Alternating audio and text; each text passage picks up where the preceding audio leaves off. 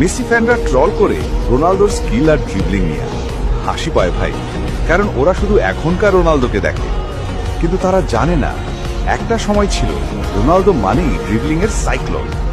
Manchester ইউনাইটেডে যখন খেলতো ডিফেন্ডাররা রীতিমতো মাথা ঘুরে পড়ে যেত।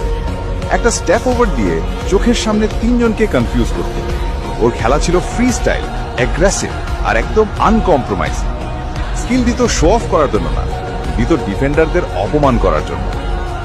আর হ্যাঁ, সেই রোনালদোর খেলাগুলা ইউটিউবে এখনো আছে, যদি সাহস থাকে একবার গিয়ে দেখো। তোমরা যে রোনালদোকে পেনাল্টি মার্চেন্ট বলো, সে ছিল এক সময়ের সবচেয়ে আনপ্রেডিক্টেবল উইঙ্গার। তখনকার ডিফেন্ডাররা ওর নাম শুনলেই কাঁপত। রিয়াল মাদ্রিদে গিয়ে শুধু আরেকটা ডাইমেনশন অ্যাড করছিল, পাওয়ার আর ফিনিশিং।